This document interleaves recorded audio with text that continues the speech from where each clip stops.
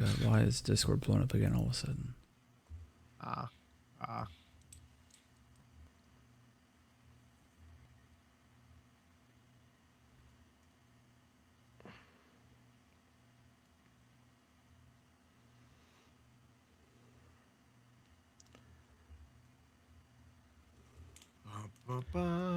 I have a lot to say. I've had time to think, and people have wanted to talk to me about it, which is like crazy. Like, oh, look at my messages blowing up. I have not had time to really look at it. Granted, I kind of already knew some of it, but I tell you what, Cassian got hit a little harder than I think I thought he would. there were a few things that happened that we were not aware of. You're Did live. hear it?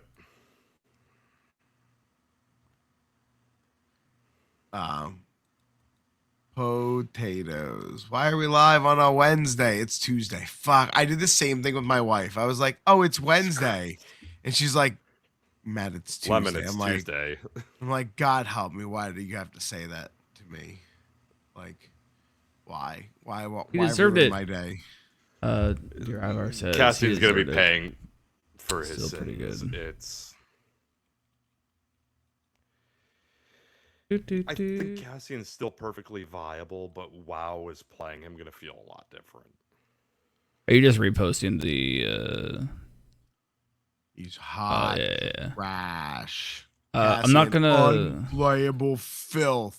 I'm not gonna repost the overall things I had earlier. Just scroll up as we go, and we can read off of those or read the cards. But now it's a little pointed, a little bit there. Yeah, it's like reading off. I mean, I like this summary you have for us for notes will be perfect. We can kind of read off of. I gotta move this stuff around my monitor. I'm gonna have a kink in my neck by the time this is done trying to read everything. There we go. That's better. All right. Okay. Can they hide us? I don't need to see us. I guess I do need to see you guys. All right, so I'm talking to a wall. Oh, chat. Oh my goodness, I'm all out of sorts. See, it's Tuesday. I don't know where I'm at. Chat's not open. Since I have the PowerPoint, I'm gonna need somebody to keep up with chat because I won't be able to see it while I have the PowerPoint going. Yeah, I'm on it for sure. You have the PowerPoint. That's the kind of day it's been. That is actually hysterical to me. A great day. It's been a very Discord heavy day. That's for sure. Oh, yes. Work's been dumb. I was supposed to cook dinner and just sat there and was just like, I can't. Can we just order? Hi, Trevor. So we ordered. Chris. I don't like doing more than we try to only do it max like once every 3 weeks. We ordered food. I'm bad about ordering food. Like I will be like today was a rough day. Every day's a rough day. So I had a call that was supposed to be a 15-minute check-in with my boss that wound up being an hour and 40 minutes. So I got done that call. During the call, my wife's messaging me going, "It doesn't sound like you're having a good time. I'm gonna place an order," and I wasn't responding, so she just ordered food for me. I'm curious now. What did you order? She just ordered pizza. But it's Tuesday. You're supposed to have tacos on Tuesday. No, we figure all the Mexican places are gonna be super backed up. That's fair, actually. So you're gonna do Qui-Gon's gonna do a collab with Tom the Nerd going in depth with the update. I wish you guys have good fun with that one. That'd be good. Yeah, it's been a day, so. It has. Like I said, I started the day with a fight with my boss while my colleague sat there, popcorned it. Like, ooh. Do you like this? I thought this was hilarious. We survived the Cassian meta. Yeah. Gosh. Gotta put the jokes in there. There's a few. There's my a few little jokes. badge won a GT without Cassian. I'm glad I've been forcing myself to not play him because, well, look at him. Look at what they did, my boy.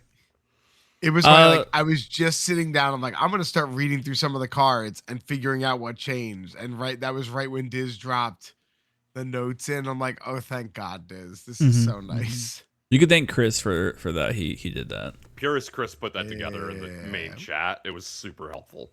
Qui-Gon, and it's going to be a Padme and Empire meta. I think they're going to be very strong. Probably go into this maybe a little Rebels bit, but not too much. But out Rebels. I very much think that this is the meta that we were hoping for last year, and we're not going to have something come out in 2 weeks that ruins it, which is great. Empire's totally viable. Balin and Morgan are going to open up some list building in addition to all of this. Rebels are not out by any means, and I think Separatists will be taking people by surprise. So yeah, the goal for tonight is we're going to talk about the card changes. I'm not going to talk too much meta yet. Yeah, I mean, obviously we'll bleed a little bit into like we think things are going to be XYZ tier or XYZ strength. But yeah, we're going to save then, and we're going to talk a little bit about things we think they didn't errata. And then Sunday for our normal episode, we'll do a deeper talk about the meta and our predictions and stuff like that. So yeah.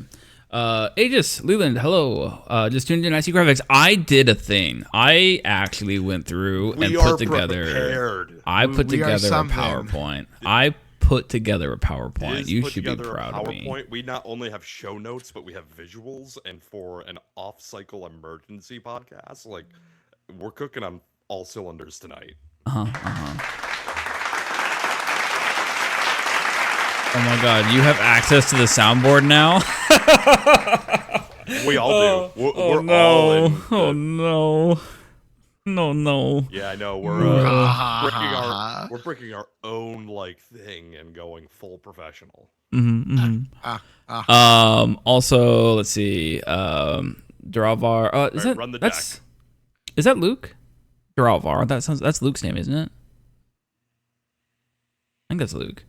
Anyways, predicting a much broader meta. Lots of great stuff out there. Obi very good. Vader 1 camp scary. Rebel tricky stuff looks good. I very much agree with that. I think that it's gonna be a super broad meta. I think that we're gonna get the meta that we thought we were gonna get last year, and nothing's gonna interrupt it. A lot of stuff is gonna be viable, and that's I think one of the big things. And we're probably killing some content here, but one of the best things that's coming out of this, between the errata drop being what it is, the nerfs being what they are, and getting 2 new boxes, we're going to have a very stable, very diverse meta for a while.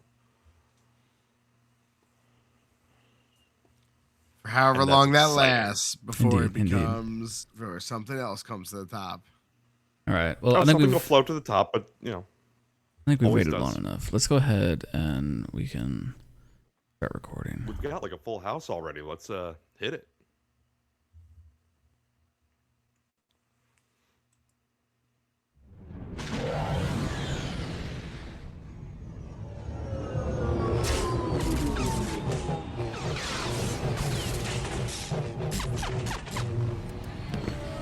Welcome, my young apprentice.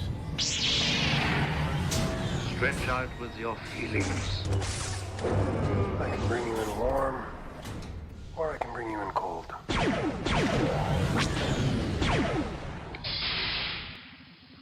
Welcome to an emergency episode of Rogue Support, where we're in your corner of the cantina with news, because we had a huge update today. Things are looking super spicy, and we kind of thought it'd be fun to do it and go over the things. I put together a graphic. I put together a PowerPoint.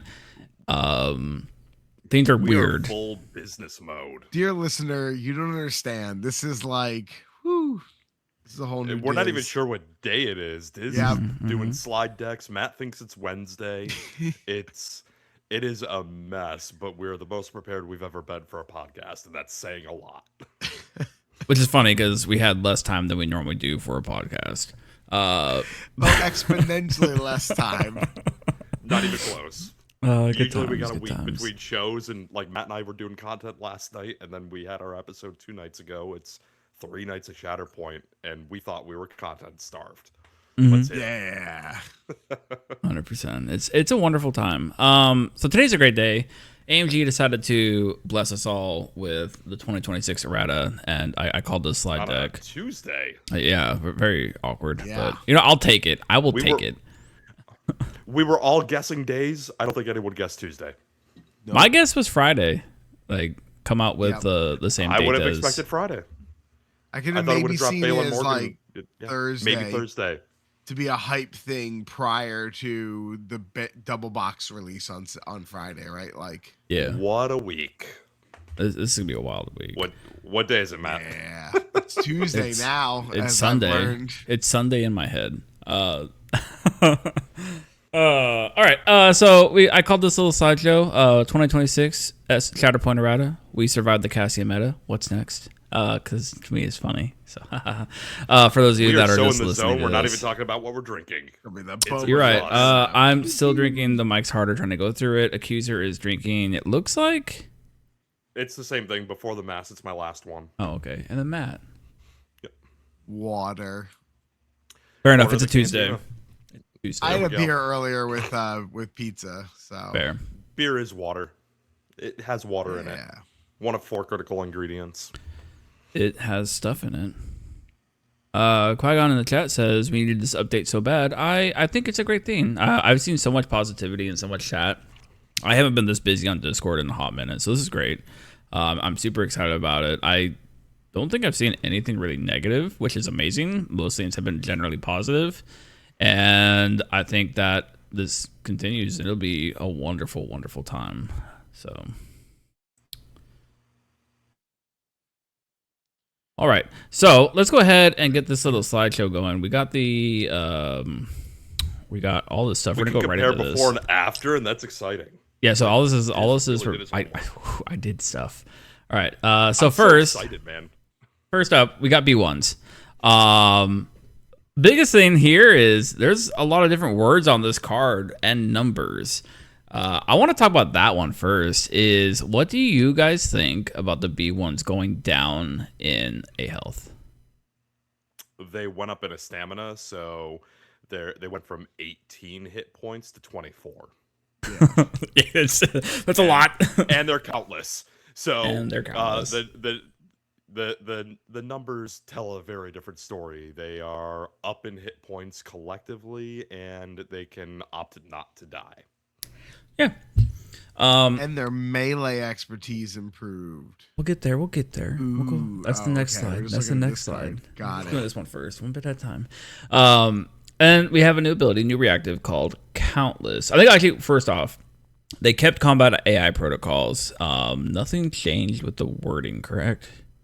Correct. I don't think Yeah. anything else changed on it, right? I hate this job, and well, I guess I'm in charge now. Those are the same, right? Yeah, there's in a different order. And They listed it alphabetically. yeah, and it looks. Wait, no. Countless. They go active in alphabetical, reactive alphabetically, and Yeah. aids alphabetically. So let's go over Countless, which is a really cool ability. Reactive, forceless to start.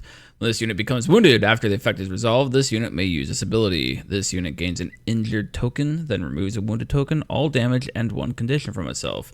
It's the same trick that Paz has, the same trick that Zeb has, slightly different because like it's a support with 2 bodies. And they have 3 durability, and they're not gaining an extra injured token for doing this, which I think is super interesting. Because in the past, when we've seen this ability, you don't really benefit from having 3 durability. They actually benefit from having 3 durability. Yeah, they're doing what Zeb does on 2 bodies and better. Mm-hmm. My poor boy is getting his first big screen movie, but he's being left behind by B1s. Okay, that's okay. I mean, I'm gonna stick with my same thought post Adepticon. I really like it for flavor, and I think it's gonna make them much more playable because they don't have steadfast or a move attached to that. There's a strong chance you just shove them off a point and kill them, and it doesn't matter. But it's still they are much improved in my opinion. Mm-hmm. And droids have so many ways to move them back onto an objective. Like that's a really small, like of all the quibbles, it's a small quibble. Kraken and Kalani still do what they do. Yeah, I think Grievous. I think what I like about them though is a lot of separatist lists end up being super flush in force, and now you kind of have another expenditure, which like you don't That is care. nice. Like, yeah, you don't have to start, but like when the game gets going and stuff like that. You're not gonna have your Dooku games. You end your cycle with 4 force left. Maybe they give us other ways to spend force. Maybe. Ooh. But let's go ahead and Teaser. let's look at the comparison of their combat trees. So the combat trees stay the same. Still pumping out a good amount of damage if they can get down their tree. They still suck defensively, but With They that bash. cannot die, so that's fine. we'll know 4 what's plus crit, baby. they got a 4+ crit on the bash, which They punch harder. isn't gonna come up that often. Very unlikely. Yeah. So honestly, I don't think really anything changes with the combat tree other than like what's nice about this is if you happen to roll stupid and you get 4 expertise and nothing left, you at least feel a little bit better about yourself because you got a crit. The other funny thing I'm just noticing here is they did rename the tree from Countless to B1 Combat Protocols since Countless is card text now. It's a nice touch. 100%. But not too much going on with what is going on with the B1s as far as the tree goes. So we'll go ahead and move on. Is there anything else you guys want to mention about B1s before we move on? I don't think we need to say a ton here. What we said is about what's there. All right. Chris says you got 1 damage. Hurrah. 100%. Just one. Just one. That's all you get. Hey, better than nothing. It's less feels bad. All right, next we have the B2s. They also have a new block of text. Their health did not change. Their durability did not change. So, Relentless Advance, still the same, still cost a force. Saturation Fire, still the same, still cost a force. Enhanced Blast Armor, still protection, still innate. And then they get a new innate. When a character in this unit makes an attack targeting an enemy character within 3, during the modified dice rolls step, the attacking character may reroll up to 2 dice in its roll. This ability is amazing because not only do you not have to pay for it, but it makes your 5-die attacks that you're getting off of like your tactical droids so much better. It makes a 5-die attack you're getting off of Grievous so much better. It's just B2s might be scary now because they're just efficient 5 dice. And of course, AMG obviously fixed the worst offensive expertise in the game. I don't have that one up yet. That is so hyped. But We have cricket noise here in the media. Hold on. Can I find the crickets? That's what I needed for the fact that they did. Did I forget? No, they didn't didn't change get the combat tree. Yeah. Oh, that was a joke. That was a joke. They Oh, didn't change the combat I was like, tree. well, I'm sitting here. I'm so proud of my PowerPoint presentation. I'm like, did I miss something? Oh my god. Expertise are still just stinking auto damage. Mm-hmm. Yeah, but that's going to be a lot of consistent auto damage. Boo. I don't know. Man. I like these dudes for a 4 cost. Having With the sheer- rerolls on every attack they make is just like I think miss. And I they think it's can make a lot of them. big miss not having it. Chris says Big chirpa chirpa. miss. I don't know. I- The be a- bird noises. You have to be careful touching them too much just because Riff exists. Like, B2s with better expertise are going to annihilate stuff, and then Riff's going to jump in and follow up and just make it that much worse. I don't know. I feel so. Here's the thing, right? Is they're rolling their dice. Like you said, if Rift's there, they're adding more dice. I think the rerolls are enough to where they don't need to boost the expertise because their tree isn't like a big tree, if I remember correctly. I don't have it pulled up in front of me, but I don't think they needed the expertise. The thing is, like, they have shoves on 1 and 2 or 1 and 3. They're definitely more shove. They play more like a Magna Guard. But no, it just, you don't get down their tree often because they're just dealing, like, they only have hits and crits.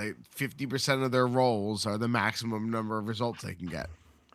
Thematically, when I think about B2s just in lore, they're just wrist lasers on an armored chassis. Just like, you're not worried about shoving. They're wood Then chipping give them just machines. damage on their trees instead of damage. I don't know. I feel Well, like it was 4K no los dos. They roll so many dice, and we roll uh, those dice. but Like they don't it's normally roll. a B2 with saturation fire for 1/4. One of them's gonna throw 8 dice in activation, re-rolling 2. That's I like rolling 10. I Like played they're a gonna be lot fine. of separatists. So here's A my thing lot though of I don't know, is man. the rerolls are few and far in between in this game, and they get Yeah. 2 per attack for free, never Oh. ever costing anything. The ability's fantastic. I wish they had done something to the expertise. Yeah, I don't know if this is a big enough buff to like these two Re-roll things the to expertise and offset. get some crits. Roll better. Put it this way: if you told me as a separatist player I could have these two changes or give me the old Magna Guard card back, I think I would take the old Magna Guard card yeah, because it was broken. over over these two changes. Do rerolls get around disarm? Yes, it does.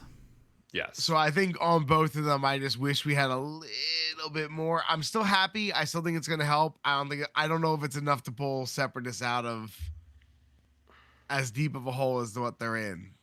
Yeah, I'm I not think gonna- I think it's gonna be good. I think we're gonna see people explore separatists more, but I will agree with the fact that separatists still feel a little bit behind the curve compared to everything else. All right, But let's keep moving down. let's keep moving on. I think next is You have it in alphabetical, right? Veers. No, I don't. It's all over General the place. Veers, prepare your men. I will say, like, this is not organized in any way, shape, or form. I Nothing just put changed stuff on in this guy, here. right? Yeah. You're right. Yeah, nothing changed. Let's go ahead and move on. Maybe just one of the best They redid primaries the in the art. game now.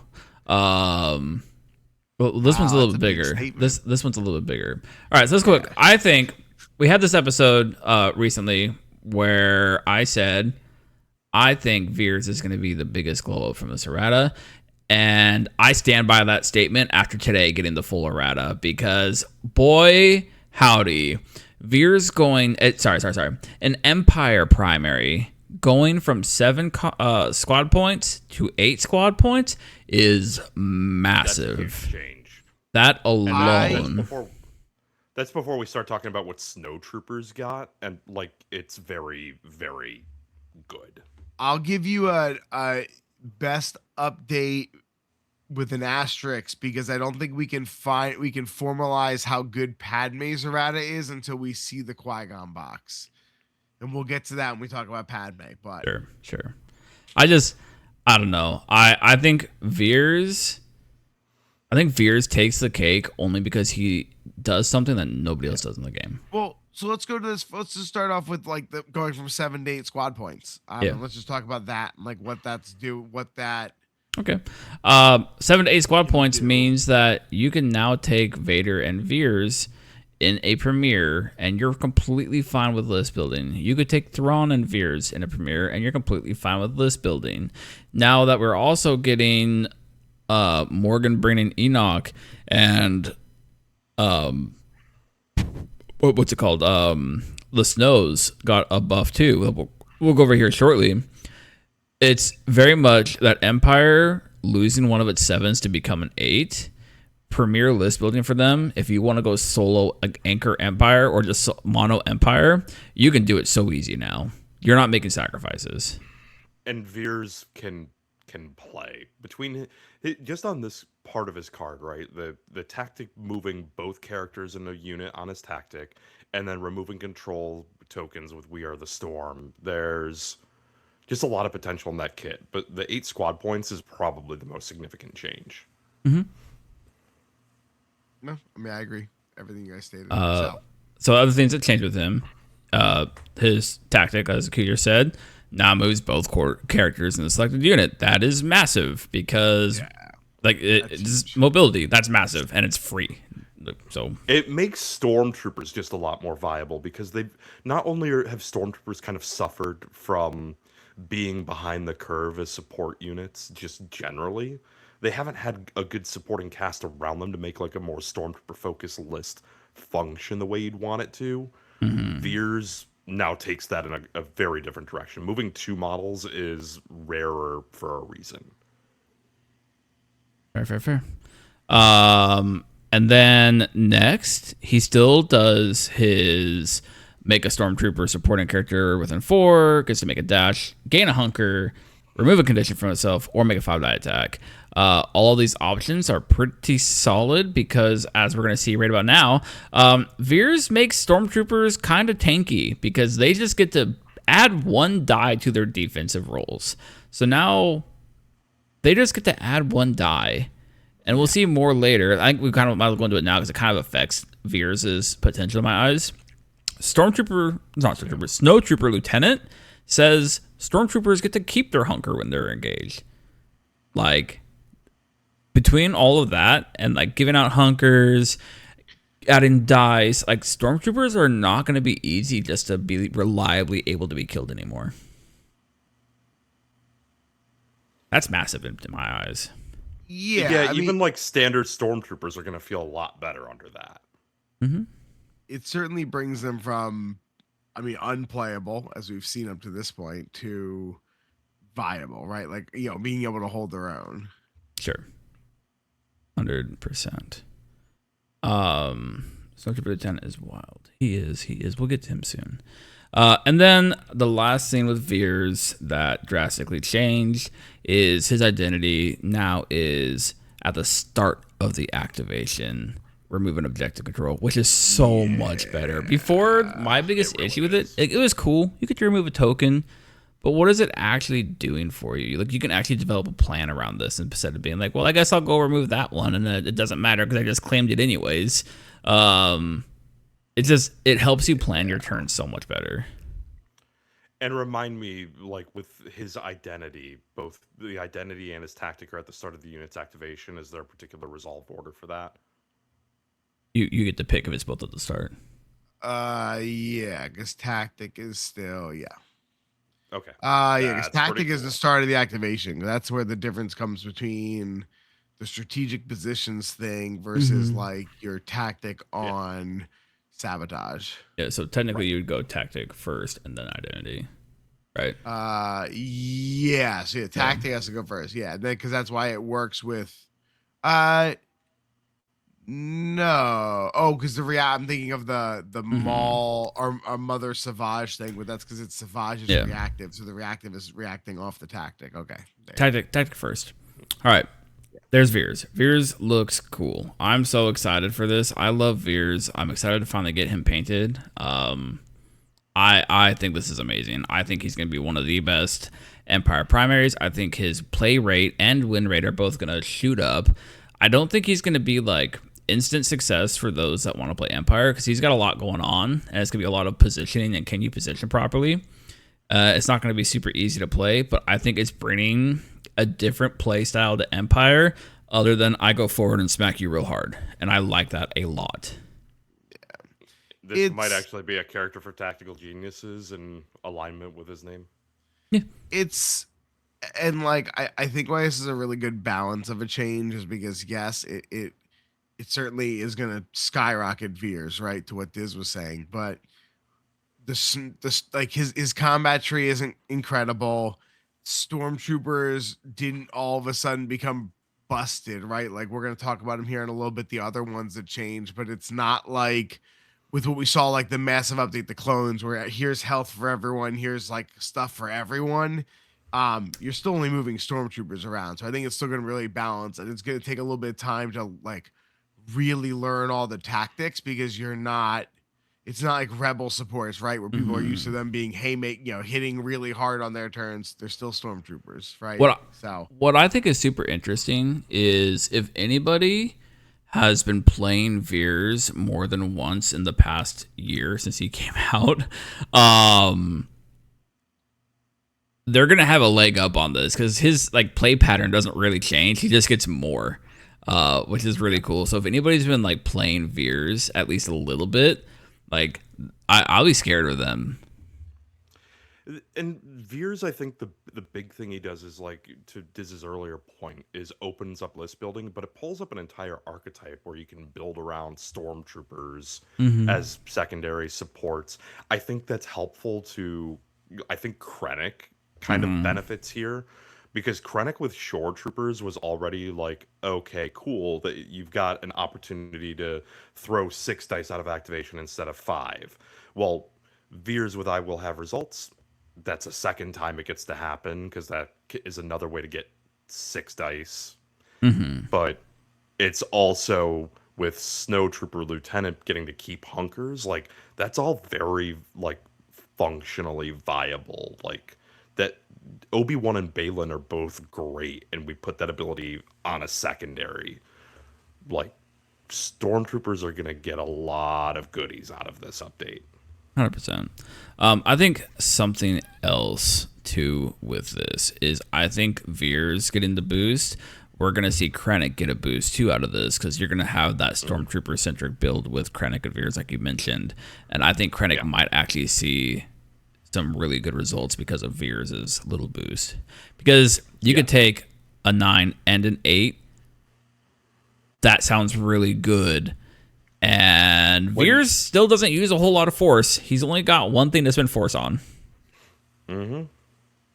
So I think we're going to see some Krennic Veers too. I think that sounds super exciting. I'm excited for the Stormtrooper really balls. Cool. Yeah.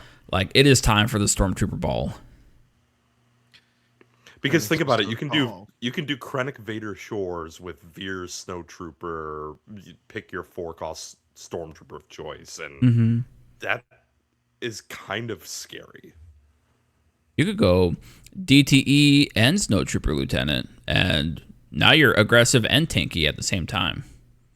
So DTS even's perfectly reasonable there as a 5-point. You could. Like, you could. I don't hate it. Yeah.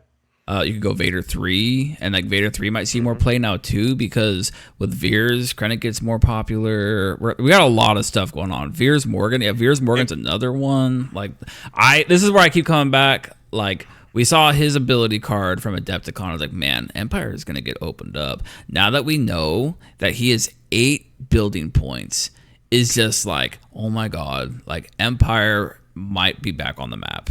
And I think they are. I think they're back on the map, and I think they're here to stay. Between Morgan and Veers, I think Empire has a lot of options. And like Leland says here, making him 8 squad points is just massive. That could have been the only thing that changed on his card, and I'd be just elated with his character. Yeah, and thinking back to like the Krennic Veers thing, like I really like the Vader there. It gives Vader 3 in particular a home, and it gives you a melee centerpiece that you can have your Stormtroopers like following into battle while Veers and Krennic do their thing. It seems just very thematic. Yeah. Your middle management type list. That sounds cool. That was something that Agents Brand had brought up earlier. Veers is from middle management to upper management with this. Yeah, good call. And then I see Luke in chat also called out DTE, DTS in the same list at that point with extra defense dice, like Death Troopers with their protection and extra defense dice and all that. Like 100%. A lot of black Stormtrooper armor. I like it. I think all the Stormtroopers, even like the basic Stormtroopers, which I think is like honestly like the saddest of them because they didn't get anything. But I'm not sure they necessarily needed it. They get pulled up just because this exists. They get tankier, which is cool. They have they're tanky. And they're, what, 9 hit points? They are 9 hit points. They're 9 hit points, and Veers gives them more defense dice. Like that, we love a support with 9 hit points. They last. Coming out of a meta that like feels like nothing survives anything.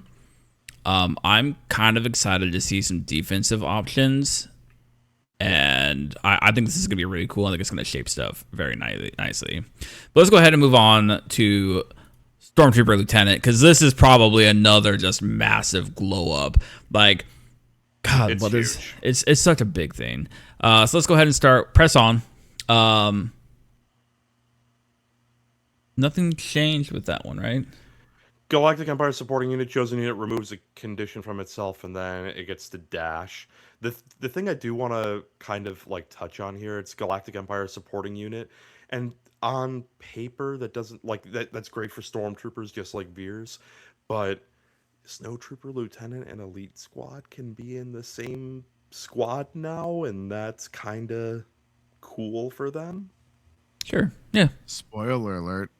Yeah, we're ahead of it, but like they're my favorite Empire supports, so we got to talk about it. They're fine. They just want to be clones. They're better than 212 got nothing on them. Dogged Assault It looks like Dogged Assault went from range 4 to range 5. Yep. So when making a combat action, you may use this ability. After all attacks are resolved, the attacking unit may immediately make it take cover, which pairs nicely with his next ability that says, allied stormtroopers do not lose their hunger when they become engaged. And they can gain when they're engaged. This ability is so nuts. Like we mentioned before, this is a secondary that's passing out the ability that says you don't lose hunger on top of stuff that like they don't roll the best dice defensively. However, they're going to be rolling buckets of dice defensively. And the take cover action, like there's a lot of characters that get like a hunger token after doing a thing. Getting the take cover action, like it hasn't changed, but no one was playing Snowtrooper Lieutenant, so it might as well be new. Like you get the extra shuffle out of it as well. That's getting you on objectives, and then you're hunkered on objectives. You're, or slipping out of melee. Like there's all sorts of things that a range 1 shuffle gets to do for you. And then you don't lose the hunker on top of it in a world where Balin's Skull is already good, Obi-Wan's good, and then this guy's just doing it for stormtroopers. Like, okay. I think something else of note here is he gained a keyword.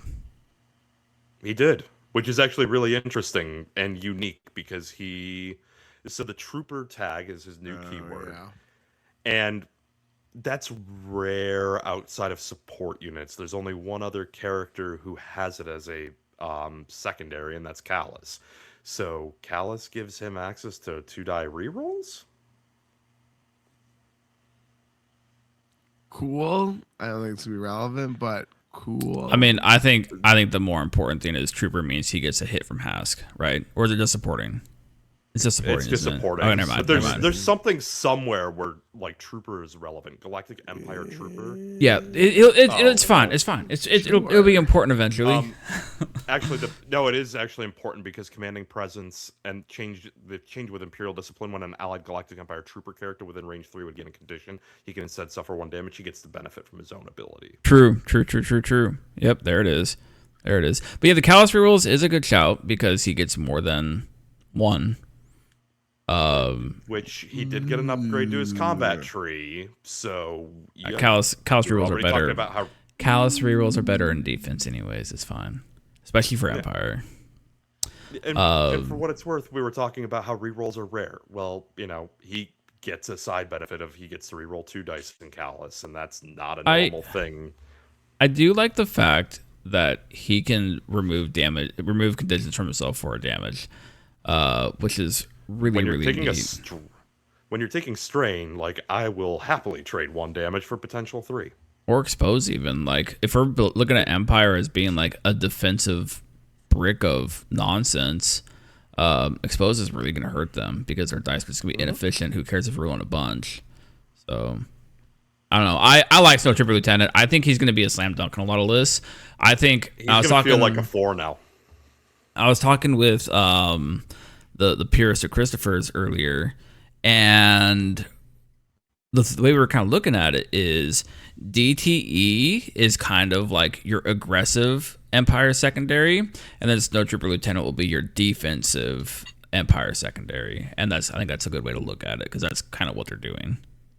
Yeah, you're going to be able to play like you're fast hitting, or you just need a bunker of bodies, and Lieutenant's going to fill that gap really well. 100%. All right, so let's go ahead and look at his tree.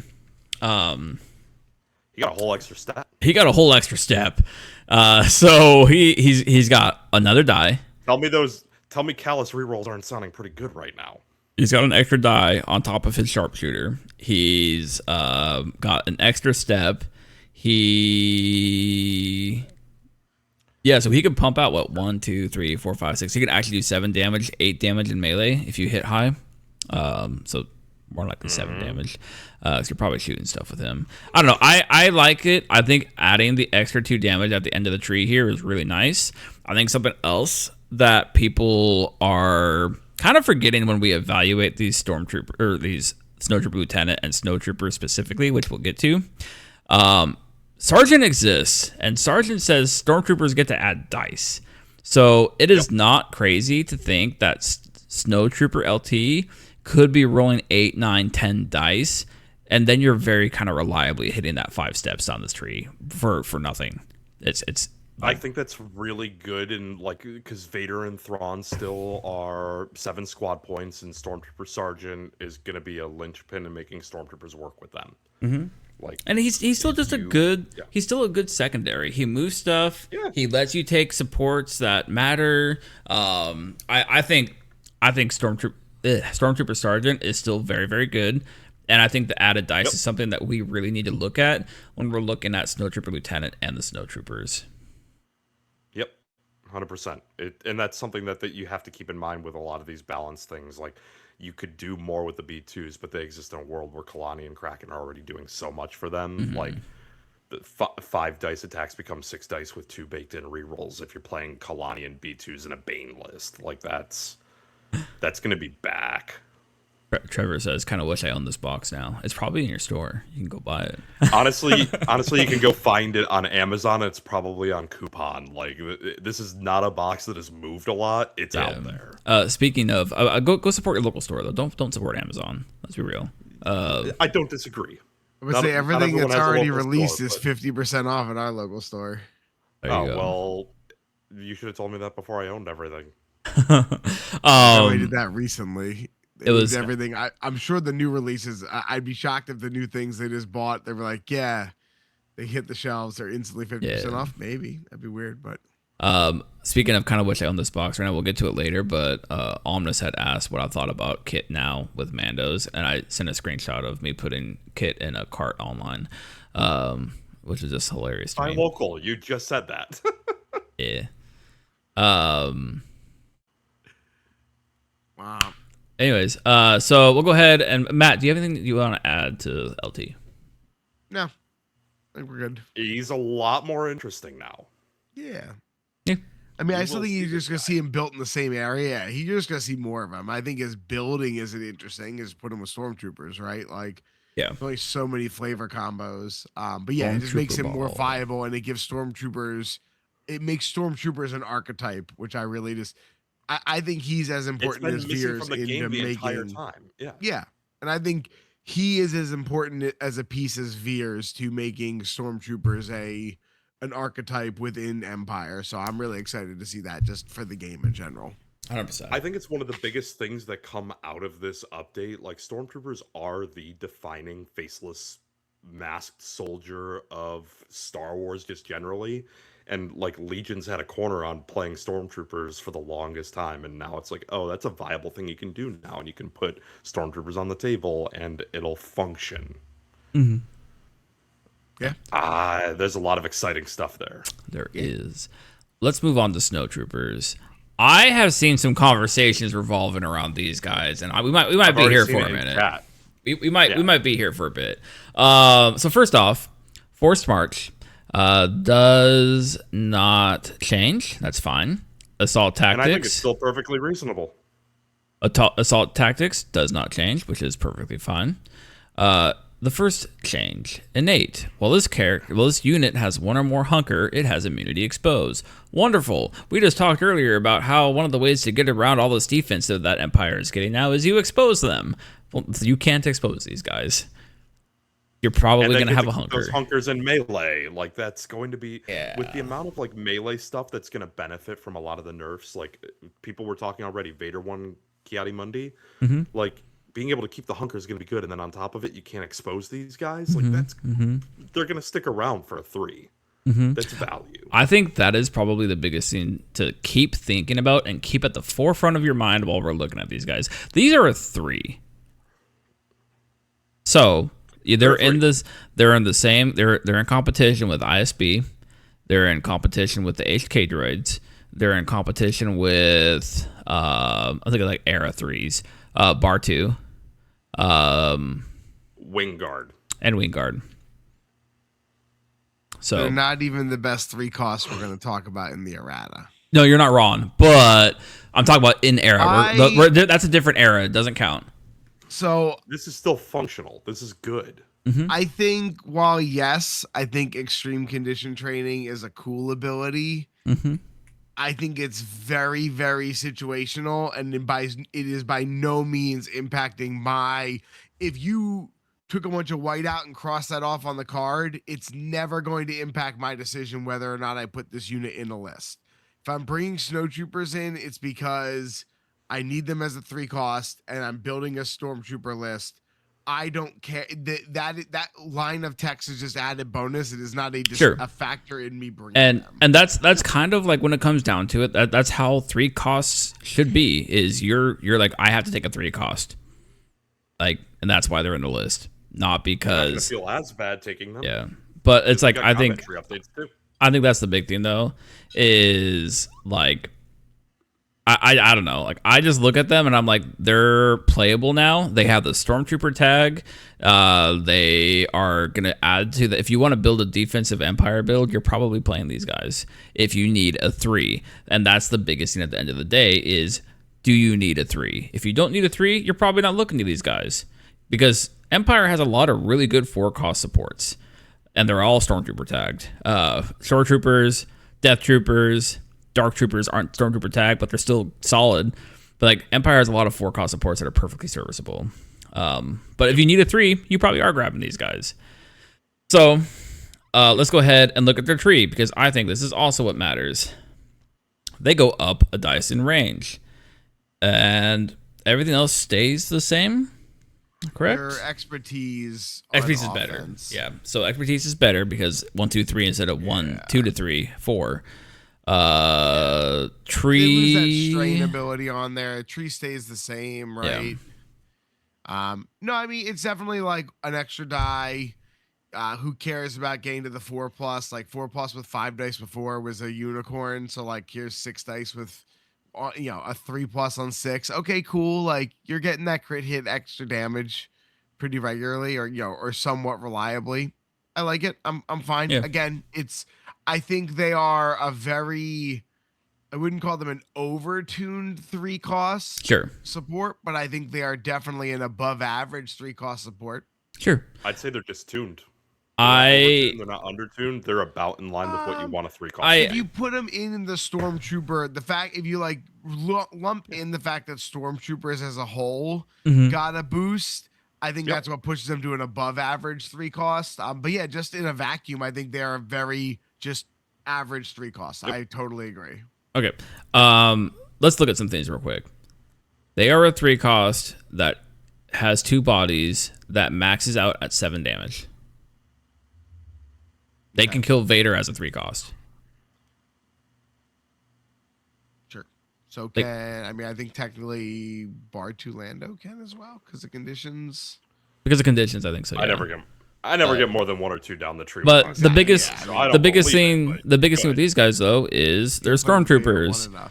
So you add Sergeant to the side of the list if you need it, and now you have 8 dice, and then you can also do other things, and like it just builds and builds and builds. Stormtrooper Sergeant definitely opens up a lot of offensive capabilities to the Stormtrooper tag. I think you're going to run to. Empire is going to run into that issue of having too many good secondaries. 100%. Real quick, and you're just not make a decision on what direction you go, right? Well, like, it's going to be very much because of the fact that Veers is an 8 now. You run into the issue of when do you actually need snowtroopers? That's the bigger issue. Because now that they're a solid 3. In your list. Mm-hmm. Yeah. But that's the thing though, is like you have options now, which is great. You didn't have options before. Yeah. But the other thing is we were doing some dice math earlier, the Pierce of Christopher's and let's look at Baze and Curate, right? Baze and Curate going into Snowtroopers very likely only get 2 to 3 successes, and then they can't expose. So they're only getting 2 to 3 successes again. They're not killing Snowtroopers. Well, they can't. I'm already not feeling great about Baze Curate, so yay. They can't expose anyway because you're hunkered. That's what I'm saying. Is like exactly. That's the point. Is if they could expose, then they would actually be killing them, and this is where that expose tag actually matters, because then they could kill them if they were able to be exposed. Well, I mean, you're not going to give them double. You can't give them double exposed. So but they just mean from just rolling worse. Yeah, their expertise isn't that great. How many times were you rolling Baze and Curate and then they only get 3 on the first attack, and then they get like full 3 on the second attack. But most likely, an expose is removing 1 block. 1 to 2, usually, yeah. 1, most like statistically 1. I can't tell you how many times I've been bad touch of base and sure it's exposed, being like, well, this would be fine if I wasn't exposed right now. Sure. I mean, there's times where you're exposed and you're like, cool, I'll roll 4 natural blocks. I keep seeing a lot of like,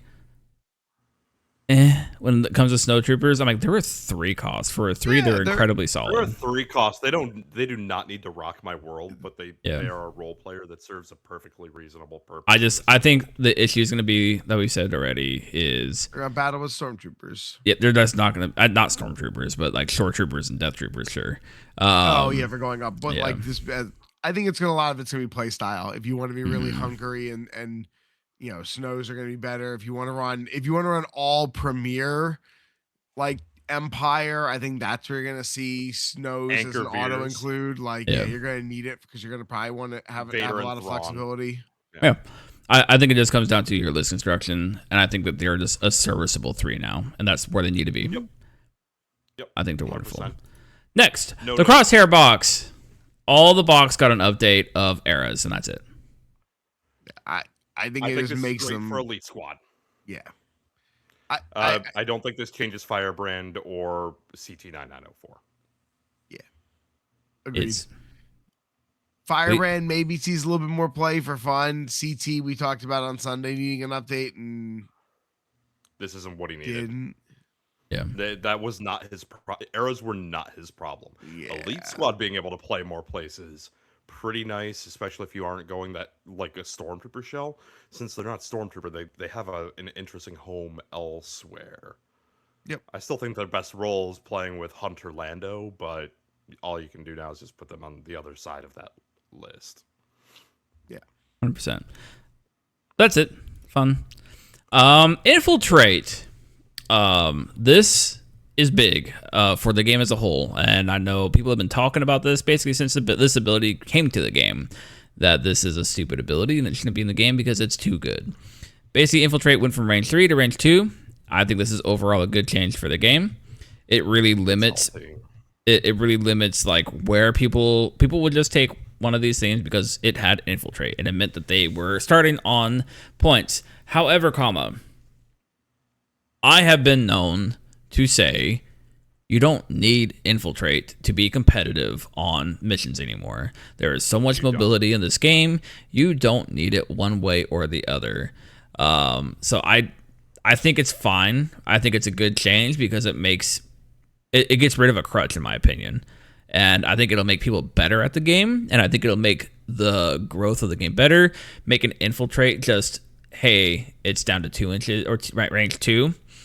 Just kind of like is better for the future. It lets them design better layouts for missions. I think just for the game as a whole, this fixes a lot of things for the future more so than the present. And honestly, when it comes down to it, the other side of the coin, it's harder for them to get sniped off the table by something that can move wildly and blow them away. Like it cuts both directions. You can't overcommit them. Sure, 100%. Matt, any thoughts? Yeah, I mean, I'm the biggest one I'd highlight is Diz's of like it just allows a lot more mission creation in the future because we saw with especially Never Tell Me when it was just the first 3 missions that people brought Infiltrate just to not have a disadvantage or Never Tell Me the odds. So, I'm excited. I'm happy about it. We were talking about it on Sunday, so there it is. Real quick, Qui-Gon in the chat says Infiltrate nerf makes Pawns and Veers even better. Kind of, not really. Yes, in a way, because they do have a way to get deployment further up the board. But as we just said, there's so much mobility in this game, it kind of doesn't matter because you have ways to account for this and make up for not having those abilities anyways. It's not that big of a boon. Yes, it makes it to where I'm the only person who has this ability, or I'm the only person who could do this thing. But there is way too much mobility in this game to say that that's a true edge anymore. Yeah, I was getting to the point where I stopped caring about having Infiltrate and playing Never Tell Me. I mean, I played Strategic a ton without Infiltrate in Arizona because I didn't bring Rebel Commandos. I had no problem at all. Honestly, the nice thing with new Infiltrate, in my mind, it's going to reliably make terrain deployment not be a problem for you. Mm-hmm. So it'll give you a leg up there, especially like on the boards I build. 2/3 of the tables, one side or two, has a little bit of terrain kind of in their deployment zone. So now, depending on the layout, you just got something that makes gives you an easy button solution there. Yeah. Yeah. But that's it for that, I would say. Boss and AMG walked into a bar and Boss lost. Where do we start with this one? Boss got hit hard. I think he got hit real hard. But let's start. Do the bomb first. Do you want to do that first? Do you want to do the trees first? Do you want to do everything? Let's start with the card. Yeah. Start with the card. Okay. Let's start with the bomb then, because that's the biggest. It's on screen. Yeah. Yeah. Okay. Go ahead. Bomb's the biggest one. Hit the bomb. Yeah, boy. Entirely reworked. So it's not fucking global anymore. That's kind of great. Yeah, right. So prior, choose an objective within 3 of an allied clone trooper. Each allied character dashes, gains the hunker, then blows up the point. So now it's choose an allied Delta squad. So just honing in there, and an activation within 3 of that unit. So, obviously the big thing being it's choosing a Delta instead of a clone. That's big. And then each character in the chosen unit may dash. Not every character you've got camped on that bomb. Like, great, cool. So the entirety of Delta Squad's not sprinting. The boss opening really gets hampered down. You don't get to protect your other buddies on that point. So hey, if you're gonna blow it up, and it was a highly contested point, your guys are taking damage too. It's still the same thing for damage. Oh no, you have to roll for damage as well now. It's not just guaranteed 2. You're rolling 3 attack dice for hits and crits. You're taking damage, so could be 1, could be 3. It's spikier, but it could be nothing as well. Yeah. And I've played enough Cassian to know that rolling 3 dice is often not pretty. And then you'll still lose your hunker if you take damage. So. You brought up. Sorry, I was distracted with the bot in the Twitch chat. You did bring up that you don't gain hunker anymore now, right? No, thank you. Good point. Yeah, you don't gain the hunker as well. So yeah, a lot of changes there. Obi-Wan keeps getting caught in the crossfire for bosses. Well, it's not just that, but Rex and Fixer too, because there's some real big combos you could pull off with Rex and Fixer with getting the hunker off of this. No, and that needed to be dialed back for sure. Mm-hmm. I mean, I think for me, it's obviously a nerf, right? Like, it is a nerf, but let's if we focus on just this ability right here, do you think that this ability's changes are what brings Boss down? I don't think so. I think it just tones him down just enough to where he's not like oppressive with his mobility, not oppressive with synergies, not oppressive with just free damage. On a model, guarantee that you get that kill anymore with the bomb, where the bomb was a mathematical certainty previously that let you play around like revenge triggers and everything like Kanan pretty reliably. It just puts variance on something that was very predictable, and then it's all the other stuff, the hunker tokens and everything that comes with the entire team potentially being able to move off of that. Like, it just dials back the movement so much, and it was necessary. Yeah. I think that getting hit was necessary. It got hit incredibly hard. And I think people who want fair now. I think people who want to continue to play Boss are going to have to severely alter their game plans on what they're doing with Boss, and not just being like, think about this. When's the last time that somebody played Boss or you played Boss, and how robotic Boss's activations were? He doesn't feel particularly creative, or didn't anyway. It was a very prescribed play pattern. Yeah, I mean, there's plenty of like Vader characters who just move forward twice and attack. Well, that's all it was. He moved forward twice and attacked, and he had a couple other abilities. He was more dynamic than Vader 1 or Vader 2. So I'll give you that. Yeah, but I don't think changing the bomb changes this character in a way that he's not good anymore. I think it's still perfectly fine. It's just more. I think it's more niche on am I using the bomb or not? Which will go into the next scene of because you're not using it every activation necessarily. I think it goes from one you use 70% of activations to one you use 5% of activations. I think it goes from one that you use Freedom Fighter Leia level of bomb that you get used. If I play this in an event for 4 rounds, I'll probably bomb once or twice, maybe. I think though, like, it kind of works out in the end because the next big change on him is he only gets to refresh 1 force now, and which is kind of fine if he's not paying for that many bombs anymore. I guess I take my quantity back because I forgot he still gets it on his tree. Right? He still gets it on his tree. Yeah. All right. That's gonna spike that number a little. Yeah. Luke, he's very dicey these days. I think he's the one in this pass that may have got hit too hard, though I'm not sad about it. I think nobody's really sad about it. I don't think anybody would feel like, people who love Boss, I'm sorry. However, I don't think he's unplayable. Like, he went from, like, in my opinion, an A+, maybe low S tier primary to middle B. Like, he's still fine. He's still an aggressive piece. He's perfectly solid. Yeah, like, I don't think... I think that the nerf to Iden when it happened was more backbreaking than this. Yeah. Because ultimately it's going to give Republic... Like, Republic is... When Iden was toned back, it broke Empire because it was the backbone of it. Where Boss is like an archetype in Republic, and it gives Republic more room to breathe. Because it was that oppressive. You played Boss as Republic. Yeah. Yeah. I think, in my opinion, the next change, the one we talk about, the Force refresh going from 2 to 1 is the most impactful thing for him as a...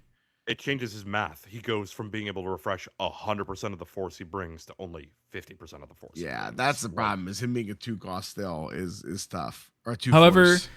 This really mostly hurts his squad. It hurts Fixer. It hurts Seven Scorch. It's not really hurting him because I think you're just banking on getting the bomb off of the tree anyways. Yeah, you're probably not. You're only doing that if, like, you need it for the move, frankly, or somebody's at 1, or if it's desperation, right? Like, it's not going to be a planned and regular part of your toolkit. That being said, let's go ahead and move to his tree because this is where things get more interesting in my opinion. Yeah. All right. So the tree. Let's start with wet work because this is the easy one. The tree, nothing changes on the tree. He's still 5 range. He's still 6'7", 5'5". His expertise gets toned down on the range attack. Instead of 2 hits, toned down. Instead of 2 hits for 1, he gets 1 on 1 to 2, and instead of 3 hits on 2, he gets 3 hits on 3.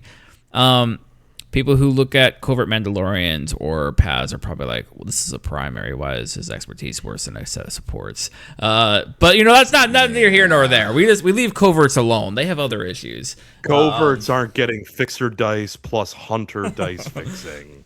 No, they're just super efficient. It's fun. I don't know. I don't think this matters too much because in my opinion this is the knife side anyways, and the fact that he was super efficient on both sides at range was stupid. I think that this is better to be fixed. Yeah, this is his knife side. That's wet work. He should be stabbing with his knife on this side, and they just made it more where, like, you are encouraged to use the knife in one side and the gun in the other while you can mix and match. Like, you're definitely encouraged one direction or the other. Now Boss has the same consideration. Yeah, I like this. I think it makes him. You have a more interesting choice between like there's more of an argument to be flipping stances in my opinion. Like you're probably going to interesting choice. Wet work is the same way. I think it's just if you need the expertise, you're doing that. If you're if it's more of an offensive concern, you pick this side based on the offense. But no, I agree with you. I think it needed to be toned down on the wet work side for sure. Yeah. Rapid fire. His expertise also changed, but however, it kind of stayed the same at the same time. Like it kind of shifts for the range one because if you look at it, 1 to 2 is a crit and a hit. Old, new is 1 is a crit, 2 to 3 is a crit and a hit. So that 2 expertise, which is probably averaged on 7 dice, is the same result. So it kind of And they doesn't took matter. away 4 results on 4 expertise. Like, Yeah, we don't need that. like that was not something he needed. It's I would call it technically a nerf only. So it's obviously it's better if you roll 1 or 2 expertise. It's worse if you roll. Oh, sorry. It's better if you roll 2 expertise. It's worse if you roll 1, 3, or 4. It's better if you roll exactly 2. Yep. I want. Oh no, sorry. It's the same. I'm sorry. It's the same. Yeah, that's what I'm saying. It's what I'm saying. Yeah, It kind of doesn't just matter. completely a It nerf. doesn't matter. Yeah, I don't know why. It's like so- it's and also it's nerf because like we said with fixer dice, you're always getting so many. Sure. And I think that this comes to the real thing about these trees and the expertise changing. You're probably rolling 10 plus dice with boss still anyways. You're gonna get what you want. It almost doesn't matter what the expertise says. It's just gonna tone down those like, wow, I as the not boss player rolled a perfect block where everything's blocking and I still just got like full tree by boss. That's not gonna happen anymore in my eyes. I think it's gonna feel Boss better in that playing regard. the same game as everyone else now. Yeah. Boss is going to be dialed down to parity. He's playing the same Shatterpoint everyone else is, and that's kind of good, especially in the context of the rest of this update, where it's like, oh, stormtroopers now get to play the bunker game and are super defensive. If Boss continued to exist the way he did, all of those fixes, like stormtroopers wouldn't be doing anything else, and Veers would still be in his box. Like this change gives so many other things the ability to rise up to a more competitive tier. It shut out a lot of things because functionally, if you saw a boss, you had to assume your stuff was dead. 100%. And I think that he doesn't, his math doesn't change for how much dice he's getting. I think that this just tones down. Wow, I rolled a perfect block and I still got full treat by boss. I think it's going to tone that down, which is a feels bad in the game. Yeah, and it's also it just functionally just smooths out so much variance. It'll be a good quality of life change for the game holistically, while keeping boss perfectly playable. And it might give boss the opportunity, like maybe you want to try him with something that's not the rest of the Delta Squad box. You could. Or, you're not necessarily locked into running him with Hunter or Obi-Wan because those synergies in particular are dialed back. It now opens up boss to play elsewhere. Qui-Gon says boss is now more in line with Iden. I completely disagree with this because Iden's more of an aggro control piece and boss is just aggro. Boss is pure aggro. Yep. So it's two different playstyles. Like he's doing probably as much damage as her. If not, he's still probably hitting more. But she has way more control options than he does. But I want to hit 7 Scorch. Oh, because they're a relatively small change. Wait. Oh, there they are. Okay, so 7 Scorch. 7 Scorch, like the headbutt now. The only real change is Rule 17, right? Where it's melee now. Which is super interesting. I like this as a theme win because in Republic Commando, because I did a replay of it within the past year, Rule 17, always make sure they're dead, is something Sev says as he's knifing the shit out of somebody. It's not something they're saying as they're blasting from range 5. So it's a theme win on top of being a balance win. I think this is another thing where boss going down to refresh 1, it just cleans the curve up a little bit that boss is going to experience more because you're probably Rule 17 less. So I just think... So I think this is where I do actually want to evaluate where we think boss lands or first initial impressions, just because I actually think boss goes from like upper A, lower S to lower A, upper B. I think he's still perfectly fine. A lot of the hurts he has are really just curbing him from, oh my God, this is impossible to deal with, to meh, like it hurts. I think he's good. I think he's still fine. I think he's perfectly serviceable. I think the lower force refresh is curved by pain because you're just using abilities less. Not because you don't have to force you, but because those abilities got toned down too. Yeah, it's almost like he's a 2 and you're meant to be making decisions with him versus getting everything and having no penalty. So I just think that he's going to be the same with Aiden, as people are going to say, oh my God, he got nerfed into like the ground. I'm not playing him anymore. When I think he's still completely serviceable. I don't expect him to win any GTs anytime soon because nobody's going to be playing him. But I think he should still be in discussion for a upper tier primary. I think he's upper B, lower A. If you want to play like clone troopers as an archetype, you still can't really go wrong here. Yeah. Matt, go ahead. I think you're going to see him get the same momentum shift that Aiden did post the first errata, from going from being the most popular prime. I mean, right, 7, there were how many Delta lists in the top 8 and top 10 at Worlds? I think that number, if we did it again, would be 0. 100%.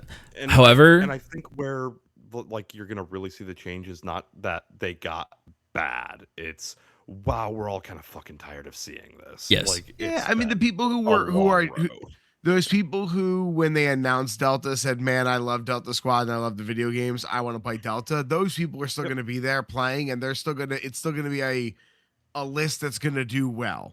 Right. Yep. Can still terrorize the local scene with it for sure. Yeah. The people like me who jumped on it for Worlds, who were like, this is too powerful not to bring. It's on the shelf. There's some dust on it eventually.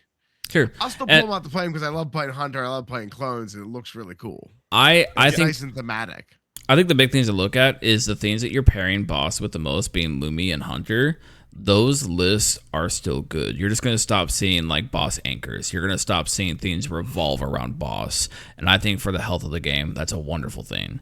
I think that people are going to feel less forced into playing boss, as Matt said. I know a lot of people that played boss that didn't really enjoy playing boss. Like, they just did because they felt like they had to in order to compete. And that's not where you want to be as far as the game goes. And I think that's a really good point. You are going to play boss because you like the character, you like the video game, and you want to play them, not because you feel you have to be relevant. Yeah. And the thing is those people that want to play boss because they want to play boss are, like Matt said, they're going to do fine. They're not going to be bottom of the ladder. They're not crippled for it. Dude. Let's go ahead. Let's see. Qui-Gon. Pawn 7 Scorch is still something to watch out for. I think they're still very fine. Like, Rule 17 was honestly kind of just the dice didn't work out for me. I'm going to make sure they work out for me. Like Accuser said, Boss List had the issue of they just got everything they wanted every single time because they had fixes for everything on themselves. Now their fixes are less efficient. And I think that's just good. Yeah, they're going to still be able to do things, and I think Pawns is perfectly reasonable because it gives you an ability to forward deploy them, and Rule 17 is going to be a melee threat earlier. Like, cool. It's still perfectly serviceable, and I don't think 7 Scorch need to go away. There is still a role for them. Dude. So let's go ahead and talk about the next nerf. Cassian Bomb, more like Cassian Ron. Accuser. How long have you been sitting on that one? I typed it earlier today. It was instant. Wow. Yeah. So this town is ready to blow. This was the change that really needed to happen on his card. He blows up the town when he loses the struggle, not every struggle. And that, much like Boss's Bomb, significantly reduces the variance of just the damage spike. Because if you're rolling hot, it's egregious and awful. And it punishes your opponent for playing the game. Sure. You are standing on objectives. It is objectives. Like, that had to happen. The Cassian Bomb change got rid of the NPE, and that's good. That's good for the game. It was oppressive. Gives you a way to catch up if you're losing versus I'm keeping you down. It's not a win more. Keeping you while you're down is not the thing anymore. It's not a win more anymore.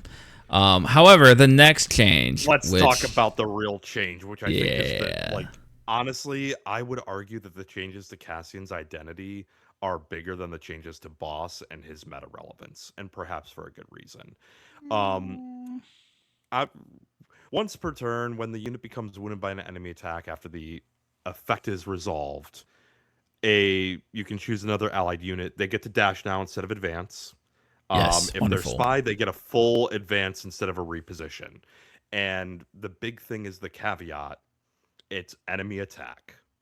It takes away the anytime an allied character is wounded, Cassian shuffles the board, which I'm gonna just say it. Just like one of my favorite Cassian play patterns is just sitting there thinking, do I do terrible things to kill my own stuff just to get more movement somewhere I couldn't move right now? It takes away what I think was a really creative play pattern for Cassian, but it was so egregious and overtuned. It had to go. It had to be an enemy effect at minimum. Enemy attack were kind of like almost in overcorrection territory, but he's going to be paying for his sins for a while.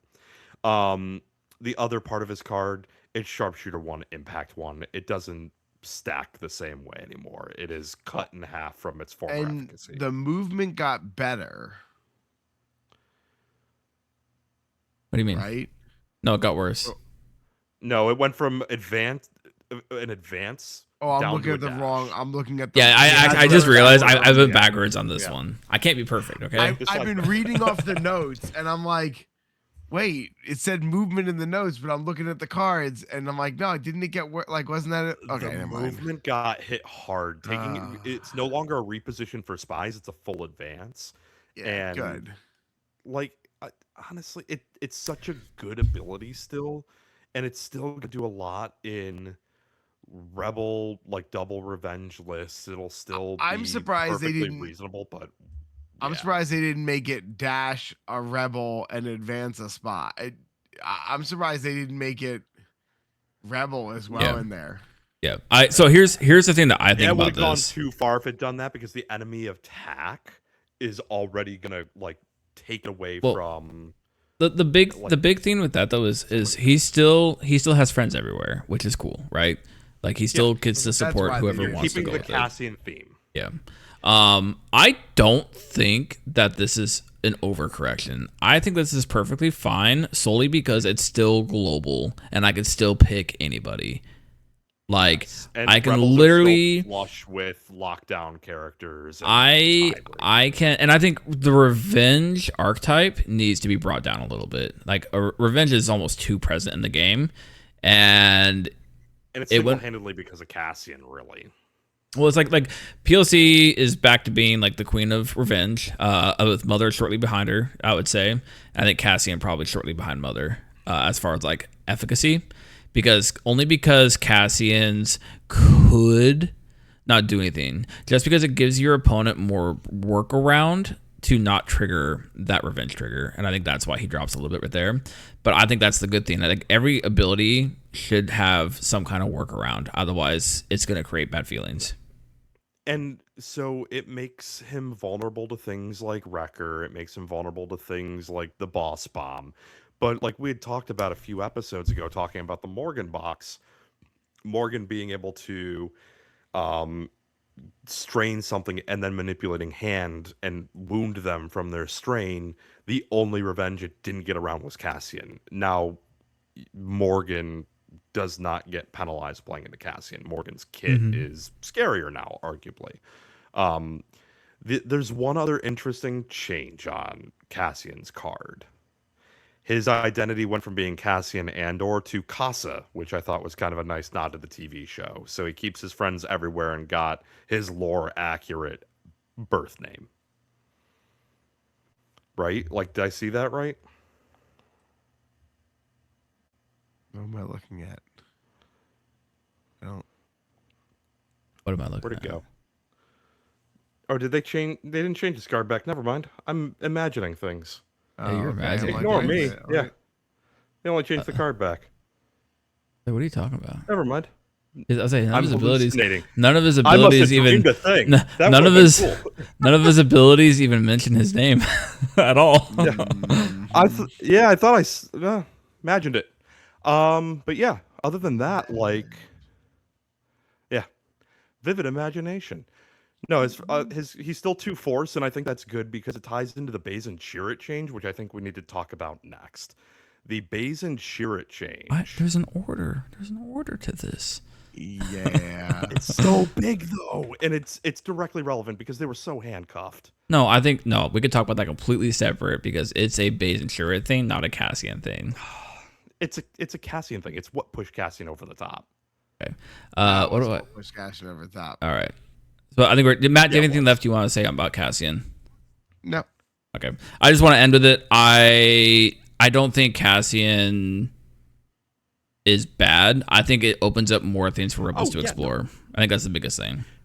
It's a pull-up for Jyn. PLC gets to keep her thing. I think there's argument for Hera even. Like, if you need more of a support-type character, like, I think Hera's perfectly reasonable. There's other ways to play Rebels, and that's cool. Yeah. All right, so I just want to say, based off of what we were doing in this last episode, where we were guessing what might be on this errata, I called Ewoks, and as a dark horse, and here they are. I'm shocked. I didn't think that would happen. Yeah, I was like, oh, excuse me. But basically, the biggest thing is, or the only thing is, forest dwellers. At the end of this is for all Ewoks get this. Ewok hunters and trappers get this rather. At the end of setup, this unit may gain a hunker. Additionally, at the end of this unit's activation, it may gain a hunker.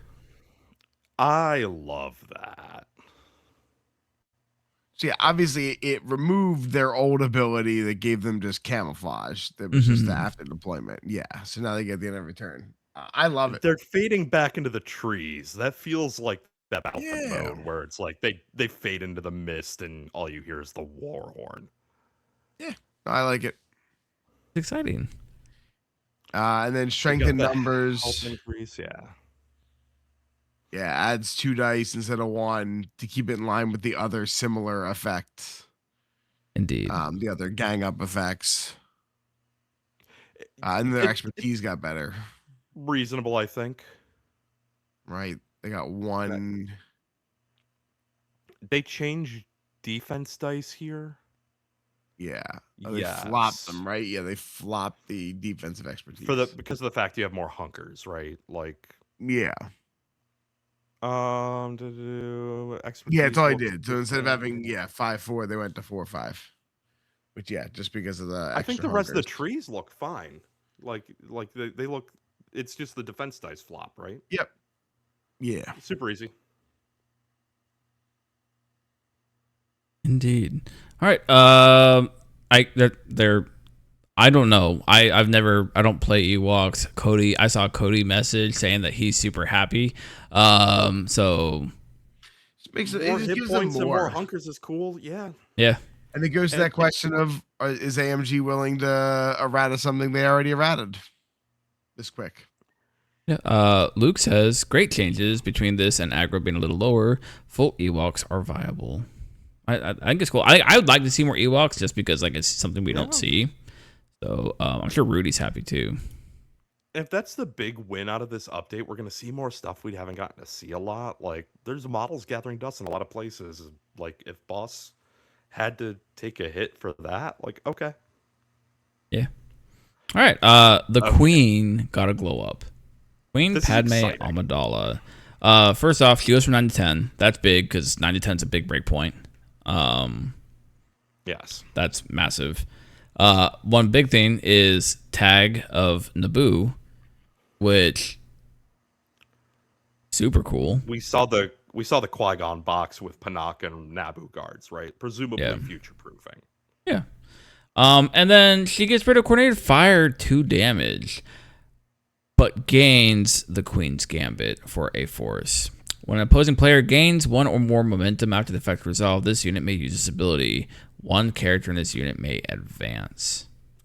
This is interesting because it's almost like a revenge trigger, kind of, because like that's the most common way you gain momentum.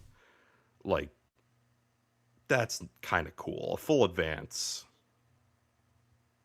I think she's gonna get suffered a lot in the terms of I feel like it's gonna be like Han, where you're just gonna throw stuff into Engager. Well, and for sure, especially when you look at how her identity changed. Mm-hmm. We'll go down there after real quick. Crackshot stayed the same, where she's got the cool PLC, get to make a focus action, get to make a dash, which is really cool. Focus dash, sharpshooter too. Neat. She's very mobile. She moves around a lot. And then identity. When You got to give her credit for being able to do that though in the dress, right? Like props to her. When determining control of an active objective that one or more characters in this unit are contesting, if there is a tie, this unit's active stance is faith in diplomacy. Tiebreaker. She just gains control of it. She is the second tiebreaker primary after Moff Gideon. And then the other thing, aggressive negotiations. If she's in that stance while she's not wounded, allied Galactic Republic supporting characters add 1 die to their attack rolls. The big change here is it is global now, not just range 4. This is big. Because I've played against Sam quite a few times where like, well, I'm out of range 4. I would be really efficient here, but I'm not. I think something else that is super interesting that I think might have glossed over some people here. Faith in diplomacy does not say she has to be not wounded, so she could pull shenanigans like Fifth Brother, where she could be wounded and put on a point, and she still counts as a tiebreak. Well, especially getting to move after your opponent gains momentum. So like you're keep her near a point, an opponent kills somebody on that point, thinks they're gonna take it, and you just go, okay, pay a force, move over there. Yeah. She has a bad revenge trigger, but that's just still like an upgrade, right? Like just having an option like that. Yeah, just Moff getting Gideon wishes he had that. Like, let's be real Or here. Like, end that's of pretty end good. of your opponent's turn, they go to score. It still ends on your side. They get a momentum. Cool. I'll move and swarm a point now. Yeah, or she's, the fact if she's in your order deck still, you're like, great. I'll just get her in position for when I draw her. And then she gets to set up like the fact that like most turns your opponent should be gaining the momentum. It just means that you're able to set up stuff really neatly. And like I think Padme here is going to be very difficult to master. And I think a lot of people are going to really enjoy the challenge. I think she's got a lot of stuff going for her, and I think a lot of people will really enjoy the puzzle that she is going to present and the crazy movement and combinations that she's going to allow. I do think that, though. I think she's going to be very, very good, but I think she's going to be one of those things that's very, very difficult to master. And then Luke in chat brought up a really good point as well. If you're playing her competitively, don't get into mission critical against her because she's just moving around a tiebreaker. All right. Next, Sabe. Sabe had some big changes too. She's basically an entirely new character from the ground up. She is not the same thing anymore. Indeed. She also gets the Naboo tag, of course. Loyal Protectors gets. I'm just going to read it fresh. At the start of this unit activation, choose another Galactic Republic unit. Each character in the chosen unit may dash. Then, if it was Naboo, each character in this unit may dash. Really, really cool. It's playing on the Naboo tag. It's adding some extra stuff. She gets to make a movement now. This tactic says, I actually want to play the Padme box all together without sacrificing stuff. There's a lot of stuff before. People were just playing Sabe just randomly in Galactic Republic. I want to say a lot of people. There were some people doing it just because like she would like. It is a thing that has happened. Yes. Yeah. Now it's good. And now it's good. Sabe. Yeah. Exposed flank, active, make a climb. This one didn't change at all, right? No, this one didn't change. Just climb, get sharpshooter, get focus. Really cool. As long as you end at a different elevation. It's Crosshair's tech, right? Yeah, Crosshairs. And Handmaidens have to be another. No, yeah, Crosshair doesn't have the thing where he has to end at a higher elevation. Yeah, okay. That's Handmaidens have to end at a higher elevation. All right. So it's similar. Okay. New ability, Staunch Bodyguard. For a force, reactive. When an allied primary character is targeted by an enemy attack, before dice are rolled, this unit may use this ability. One character in this unit may repo toward the primary character, and if they end within range 2 of the targeted primary character, add 2 dice to its defense roll. This is really cool. It's the only ability like this in the game. We brought it up in the last episode to where I hope that we continue to see stuff like this that are super unique to characters and all around the theme of that character. I love this ability. I think it's dope. Yeah.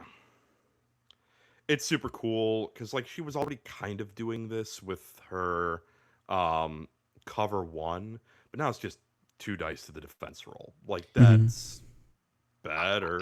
The defense part I care even less about than just the fact that the extra Repositioning. added layer of like, oh, I have Sabe on one side of the board and a primary on the other. Oh, okay, you're gonna go shoot my primary over there. Cool. I'm moving a character on your turn. Anytime you can move Mhm. models on other people's turns are great. So Well, not only I just that, think but that alone. if you have the force and somebody attacks a primary, that means that you can pay to move Sabe and then more than likely pay to move Padme at the end of the turn. Like there's a lot of mobility here. This is why I say like this list is going to be difficult to master because there's so many pieces, so many ways to pin Also force. a lot of force, a lot of force costs, and Republic already suffers from things. They need to use a lot of force abilities in Republic. So 100%. Then the last ability, Decoy. Before choosing a unit to activate with your Shatterpoint card, you may choose an active objective that is within 2. If you do, so I think this is going to have to get formed because within 2 of what? You would assume her, but it doesn't specify within 2 of what. how I'm ruling it, because I already got asked that question for somebody. Yeah, already because sent you me that haven't and chosen said, a unit to activate, so it's the only relevant. It's the only relevant thing, but it's going to need a forum posting on this one for sure. If you do, choose an allied Naboo primary character, put each character in this unit within 1 of the chosen primary character, then put the chosen primary character within 1 of the chosen objective. Oh, good old switcheroo. Again, this is switcheroo, and now we know Padme breaks ties. and it's free. It's an innate, and you're just teleporting somebody across the board. Like You are teleporting a tiebreaker across the board.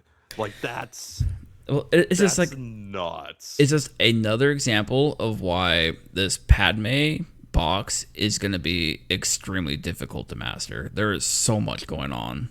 Like, I'm excited to see what people are able to do with this. I still am not really interested in Padme's because, like, I just, man. But it's really cool design. It's really cool design. I love what this box is doing.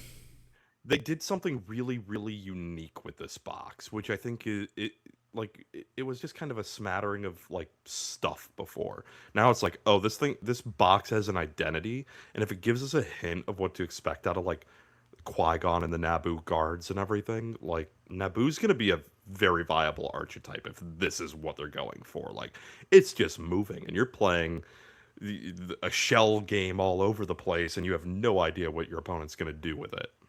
Yeah. Real quick in the chat, Mace Padme is the way to abuse this box, says Qui-Gon. Trevor says Decoy is sick.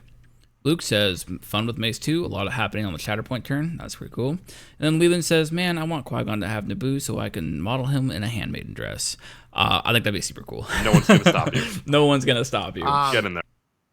See, I think for me, Sabe is my close second on glow up overall. Now that we've seen the rest of the boxes, Decoy is so cool. Decoy with what it's doing with Padme specifically is like someone's gonna figure this out and like absolutely like this is GT winnable here. Like 100%. There is some stuff here that it's like really gonna reward repeat play. So let's go ahead and get on to the handmaidens because they got some changes too.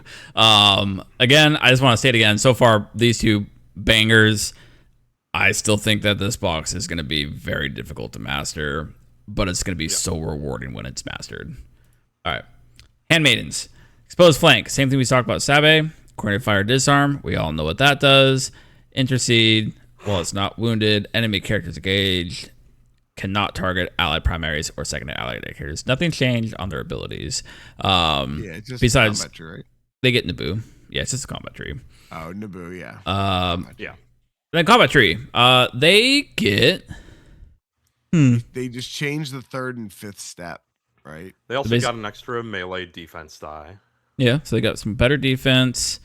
Expertise is the same across the. Oh, they get a disarm on 2 expertise and melee. Disarm on 2 and melee is kind of cool.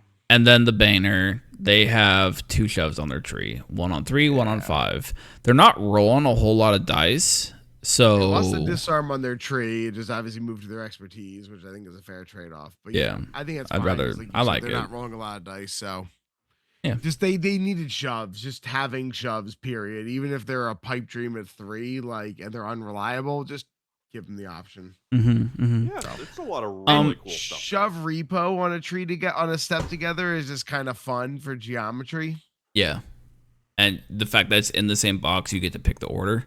Yeah, it's, I mean, like them in the same step. Anytime you see, like, I love Ezra's third step of the triple recover repo. It's just so fun. It's where so it's like, good. I can do so many things. It's like a little baby Mando move, or it's like a Mando move, right? I can heal and then move and then heal. Or you could do whatever you want. So I think this box is great. I think if I was more into the aesthetic of the box, I'd probably enjoy it a lot more. Because this is definitely a list that, or the box that's going to just tickle people's brains. However, there are 2 glaring issues with this box that I see. 1, pin. 2, force expenditure. If it runs into any of those things that make your force hurt or easy access to pin, this box is going to start to really kind of struggle, which makes me kind of want to try a game with this paired with Luke.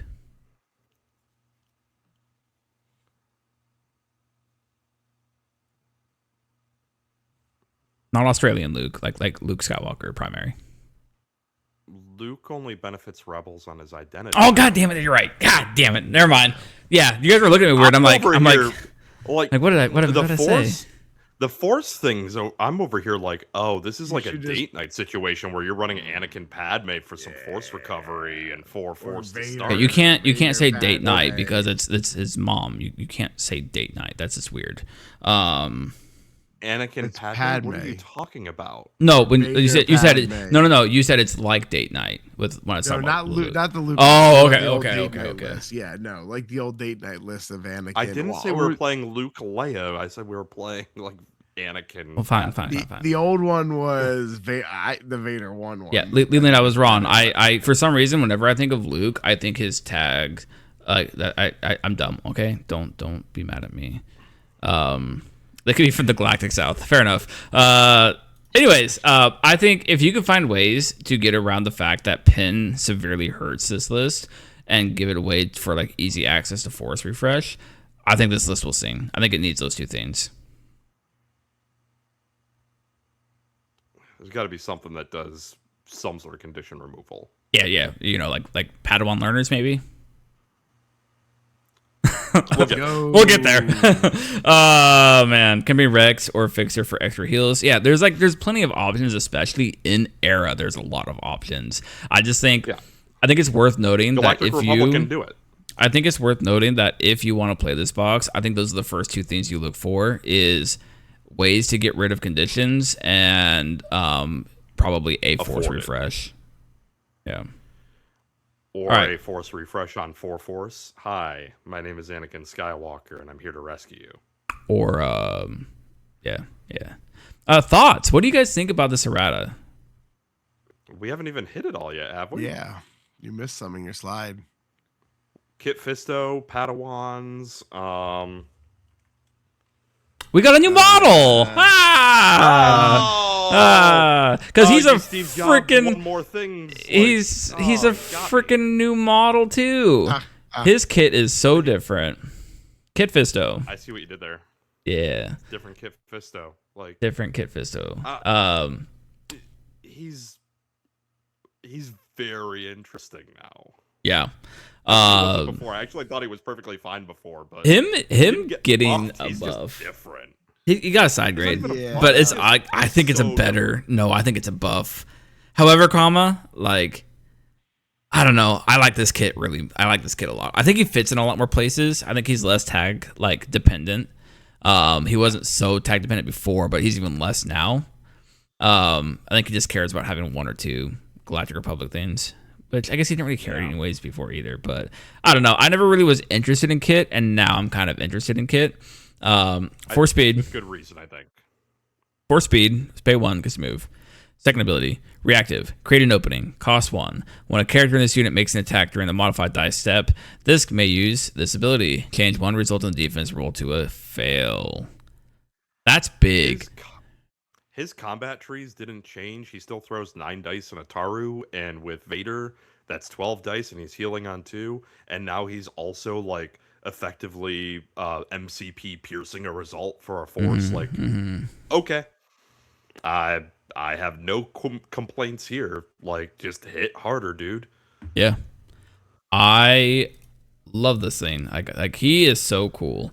And his kit resolves around like failures now. He has like a unique theme. It's something very different from other units we've seen. 100%. And then reactive support and assault, which I think this is super cool. I agree.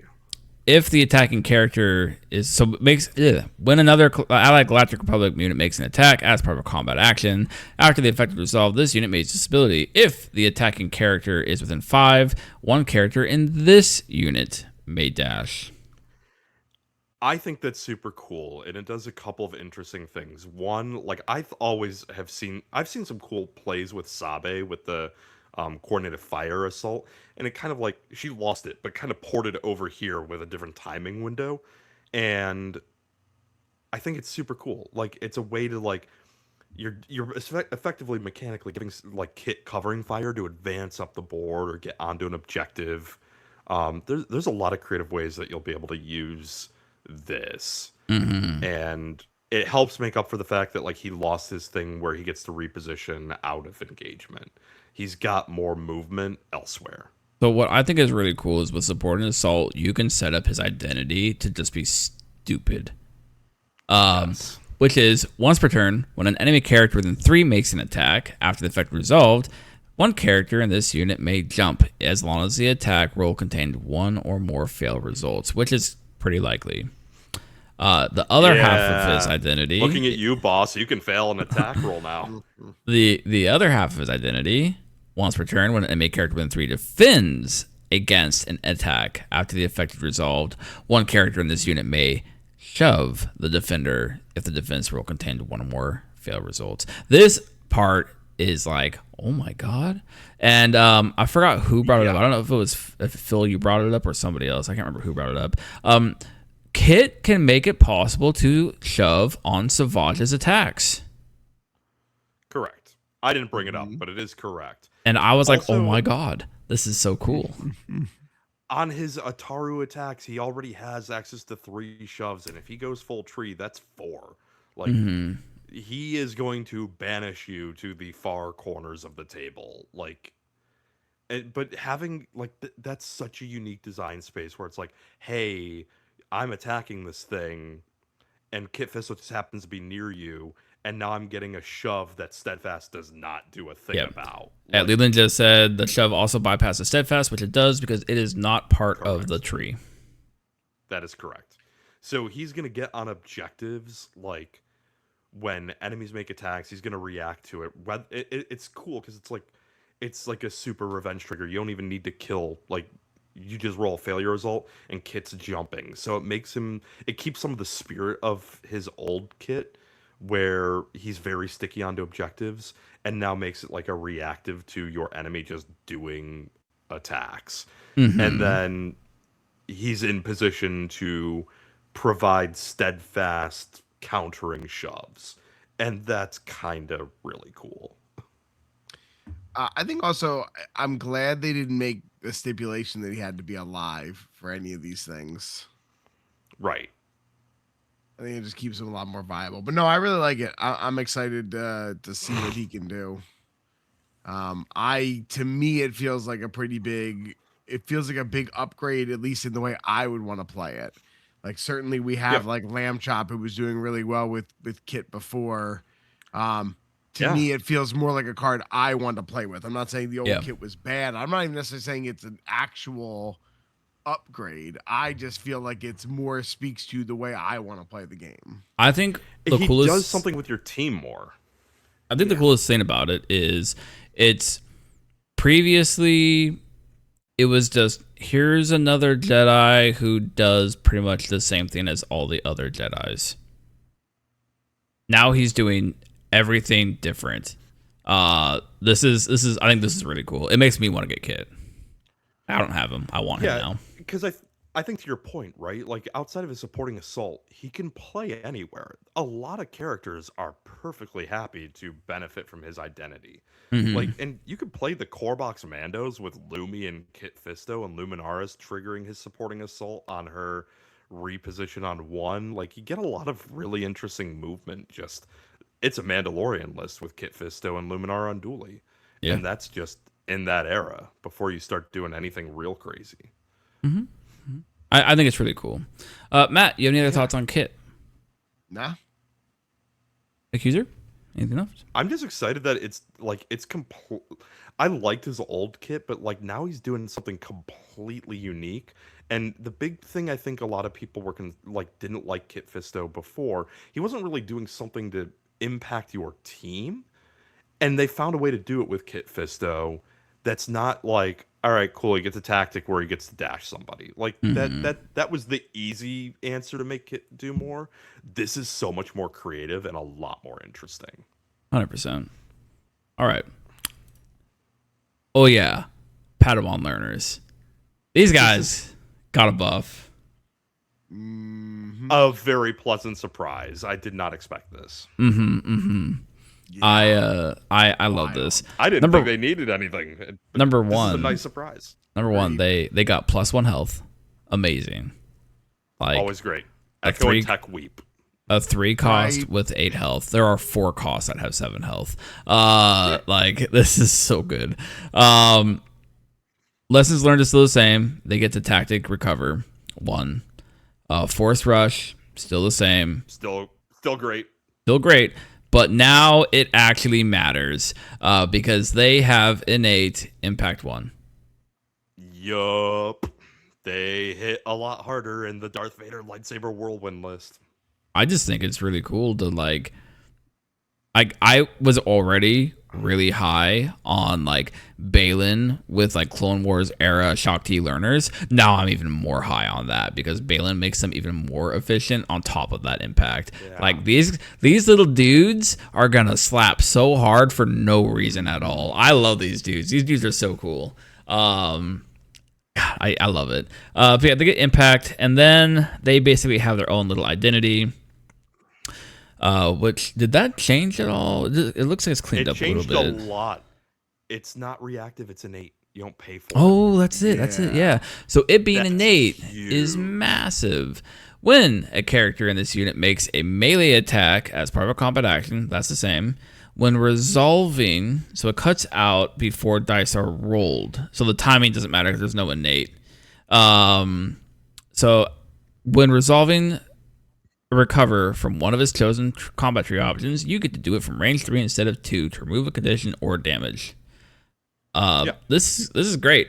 It's functionally the same, but it's innate, and that's just such a huge improvement. I love the thought of pairing this with like Mandos because they hate being pinned, they hate being disarmed. Like Maul, Shaak Ti, and Learners is probably going to be like an anchor list for me. Like I love that before, just like with what I was doing with it with Balin. I love it even more now, and I'm just slam dunking that list. It's so fun. This is one of the biggest, I think, surprises out of the entire errata because they're not a unit I necessarily thought needed help. I thought they were pretty okay. This pick takes them from okay to like, I don't know if like I'm like in era like 5.0 first ARFs, like this is tough competition in that slot, like playing Galactic Republic, and then like even HK's now being viable in era as an option. I don't know. I think you still pick Padawan learners if you have a Force user anywhere in your list. Yeah, I would agree with that. I don't know. These guys are like, this is good. This is a good quality upgrade. Yeah. I'm excited. I certainly think it's creating a lot of buzz, which is great. I know we've had a lot of buzz around it for the GT coming up. People are excited just to see a bunch of different things, right? We're not in that Cassian boss meta and having to sit there and stare that down the whole time. So Speaking of Cassian, I forgot to put that slide in for them. But Base and Curate, the last yeah. last See, thing. this is why I was trying to get to it then. I knew you Well, forgot. I thought I had a separate slide for them. Base and Curate got touched a little bit. It's a small but very meaningful change, and we can talk about why. I think because like the biggest reason to play Base and Curate was because they just fixed a lot of force curves. And then they were just a solid. Cassian's in particular. They were just a solid anybody. I played it with armor. I played it with like you could slot it anyone that had force issues.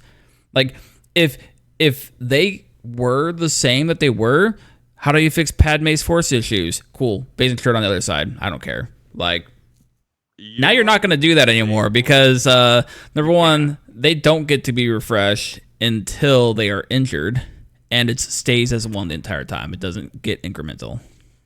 It's always one force, and then for each injured token it has, you can remove one damage or one condition. Like, so they don't actually start doing anything until the first time they've been wounded in a meta where killing might go down slightly, and it does upset the like traditional like, oh, go for the supports first.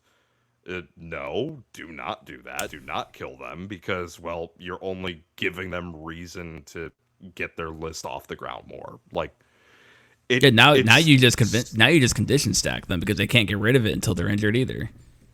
Yeah, like you actually there's some stuff to like hard counter them. Like there are ways to play around them, and they're not the big thing. They're not messing with the math of like Cassian, of course, being the big one. They're also not getting as many dice on a Shatterpoint activation, and well, frankly, like.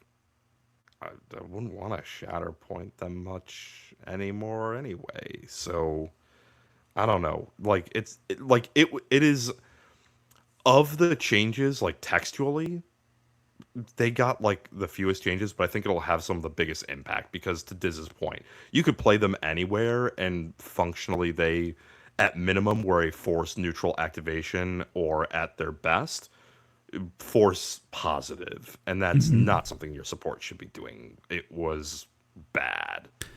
So real quick, Leland says, I still wish their focus cost a force, but I will take this change. I do think I'll take this too. And like when I first saw this, I was very much like, yeah, but they still kind of hit really hard. But also, if we look at specifically under Cassian, they're getting one less dice because they're not going to get the sharpshooter impact too. It also means that their flipping sides is like more punished now because you can't just fix your flip side because you Shatterpointed them with Cassian. Which a lot of times I'm like, well, I'm on the side that I want anyways. I don't need to. Or I'm on the other side's not the side that gets me 3. I still get a lot of dice with this side. It's fine. I feel like I don't think it matters too much because now there's a workaround. Because before you couldn't condition stack them, now you can. And I think that's the biggest thing that says it's okay that they can just flip their stance and get a focus. I think it's completely fine. Mandos can move within range of each other and get a focus. Like, I think this is fine. Yep. And the other counterpoint I'll make is it does cost a force because you didn't gain a force at the start of their activation. Their cost curve has changed. So it would have been that much more punishing with that change to also have the flip cost of force. Like, they're still going to be played with Cassian because he's an easy way to slot a 5 into a rebel list. They still get the benefit of the free focus into, but it's not stapled the same way. They're going to be played, but like the egregiousness of the math is toned down. 100%. With that, Matt, do you have anything left you want to say about Base and Curate? No, I mean, I think there was it was not the direction I thought they were going to go with the change, but I like it. I think they needed something. I feel like it was obvious they were going to do something to him, so it had to happen. Yeah, I'm good with it.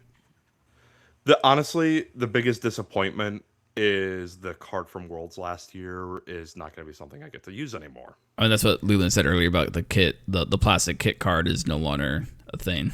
The one downside to promos, right? But yeah, the world's card essentially being relegated to the dustbin of history for the good of the game. But it is a pretty sweet card.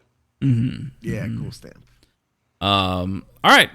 With that, overall, we had 13 buffs, 3 era changes for more playability, 2 minor nerfs and being infiltrate, and 4 massive meta shifting nerfs, which I think that's a fair statement. Would you guys agree with that? Yes. Yeah, for sure. All right.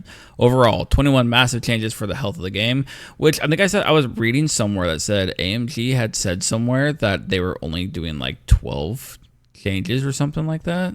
It was a low number like that. This is like almost double what was said. At least that's what I've been seeing across Discords. I didn't remember them saying that either, but I saw it posted in other Discords of like AMG said that they were only doing 12, and I was like, I don't remember them saying that, but yeah, I don't remember a number ever.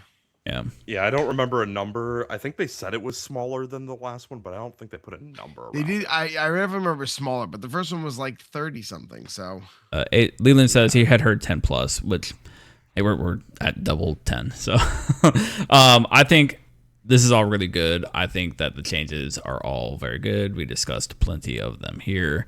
I think there's a lot to explore with this game, and I think that this errata breathed life back into this game that it was starting to dissipate. And I think that people need to get out there and explore and all these new fun toys. I think my biggest takeaway from this errata, though, is I think that we're going to have the meta that we thought we were going to have last year. Because this is where the nice thing is about releases slowing down, is we're not going to get a Cassian and a boss popping up or a Jin and a boss popping up right now to completely ruin this errata. This errata is going to be defining for this game, I think. Just because the releases have slowed down. I still don't think we've fully explored the first errata to its full potential. With Cassian and boss taking needed hits to their, playability and to what they were doing to the game. Plus all of these changes, which we've already discussed several archetypes that can come out of this. And that's before we start talking about what Balin and Morgan bring to the game on Friday. Like there's a lot that this does just for the sheer playability of the game for a while. I know that, like, grand scheme of things, my wallet's going to be thankful. All the stuff that I've already spent money on is going to be played more. Yeah. And I don't need to go buy new stuff to be keeping pace for a while because there's so much to explore. I might actually play something that's not Maul or Armor. Like, I was already dabbling in Empire. I would be lying if I said Veers doesn't hit the table the next couple of weeks. I'm so excited to play Veers right now. Veers is so cool. I was already dabbling with Thrawn. Like, it's more interesting than Moff Gideon. So why not? All right. Matt, do you have any thoughts you want to say? No, I mean, I think we're going to talk a lot more about the meta on our Sunday episode. I also think on Sunday we'll talk a little bit about things we think they missed for the errata, and we have a little bit more time to think about it and parse through it all.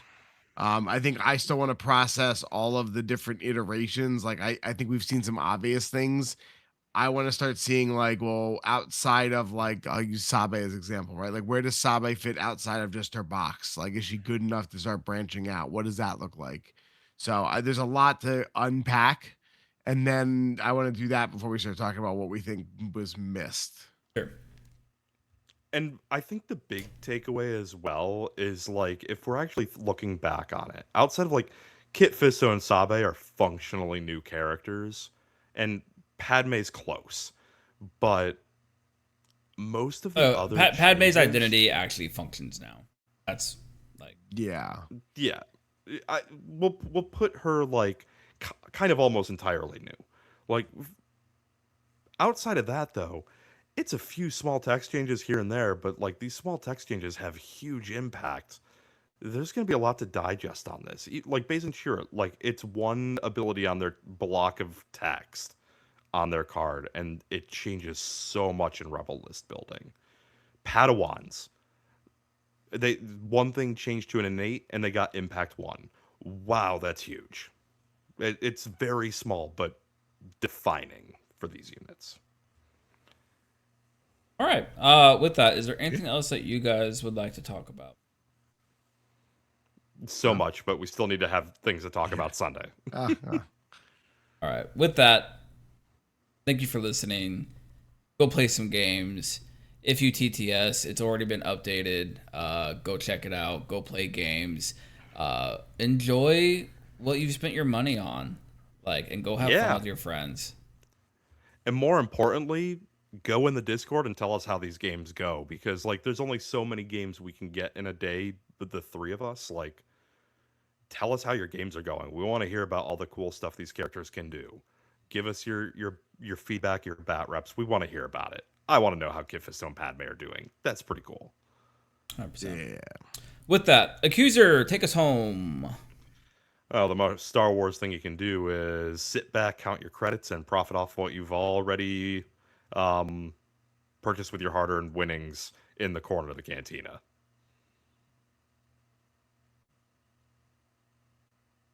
Live, but the episode's done. We're still uploading. I'm gonna go ahead. Everybody in Twitch, I'm at like thanks. 96%. Thanks for hanging out with us. You've been wonderful. Thanks Twice for in a week. What a treat. Yeah. I'm glad to see some of you. Thanks for hanging out with us. We will catch you next time. Later, all.